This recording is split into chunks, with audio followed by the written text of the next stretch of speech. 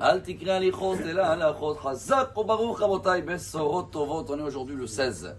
Dans le mois de Kislev, on a une paracha, comme on a dit, il faut bien s'asseoir, Vayeshev, pour comprendre que derrière tout le brouillard, tout ce qui se passe dans le monde, à la fin, il y a un diamant qui va sortir. Et c'est un message tellement fort, pas seulement dans cette paracha, même dans cette situation qu'on a vécue cette année. Si vous regardez bien sur les 7 montées de la paracha, il y en a 6 qui parlent de l'histoire de Yosef, et il y a celle-là de milieu. La 4e, on dirait qu'on arrête avec l'histoire de Yosef, et entre-temps, la Torah, elle raconte ce qui se passe avec Yehuda. Et je crois que pour nous, c'est très important, parce qu'on porte tous le nom juif, Yehudi, on arrive de Yehuda. Et là, la Torah, elle raconte que Yehuda, après l'histoire de Yosef, il a tout perdu. Vayet, Yehuda, il a quitté la famille, parce qu'après l'avant de Yosef, Yaakov, il était comme en deuil. Il a perdu sa femme, il a perdu ses 2 premiers enfants. Et il a eu l'histoire avec sa belle-fille. Elle est déguisée aux prostituées. Elle est tombée enceinte. Et à la fin, elle a eu 2 jumeaux. Et bon, quand on continue la suite, Peretz, Oli de Hetzron, Hetzron, Oli de Oved, Oved, Oli de Ishai, Ishai, Oli de David. Donc à la fin, c'est la naissance de l'arrière-arrière-grand-père du roi David. Tout ça, c'est au milieu de la paracha. Et après, la Torah, elle reprend l'histoire de Yosef, comme si c'est en parallèle. Il y a Yosef qui traverse en Égypte. Et Yehuda qui l'a tout perdu en Israël. Pourquoi alors on porte le nom de Yehuda, chers amis, et non pas le nom de Yosef? Pourquoi on ne s'appelle pas Yosefi, Reuveni? Pourquoi Yehudi? Et voilà la Haftara de cette semaine nous répond.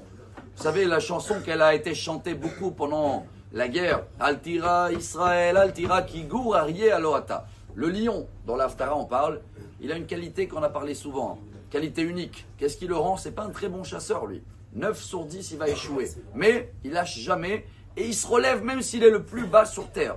Yehuda, il est descendu très très bas dans la paracha, mais il a su reconnaître et assumer ce qu'il a fait devant tout le monde, et il a compris le message qui nous apprend le Ramchal, Rabbi Moshe Chaim Lutzato, Zecher Tzadik Livracha. Il est enterré à côté de Rabbi Akiva à Tibériade, malgré qu'il y a eu 1800 ans d'écart entre les deux. Ramchal, c'est il y a 280 ans, Rabbi Akiva 2000 ans.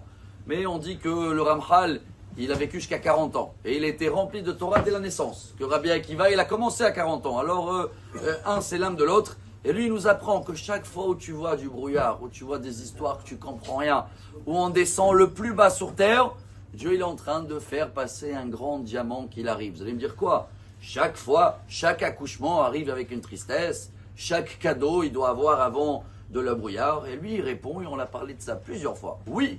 Parce qu'en haut, si Dieu il veut faire passer un diamant, il y a des blocages. C'est qui? C'est les accusateurs. Ils vont dire, mais non, il ne mérite pas. Mais si c'est ni vu ni connu, comme on dit, et même en haut, ils ne voient pas que c'est un diamant. C'est du brouillard. On dirait qu'il n'y a rien qui va sortir de tout ça. C'est là où il va sortir la naissance de Mashiach. Et c'est pour ça qu'on a passé une année où on n'a rien compris. Il y a quelques mois, qui pouvait s'imaginer qu'on va pouvoir s'élever de telle manière? Alors chaque fois où on voit un peu de la brouillard, là-bas se cache le diamant.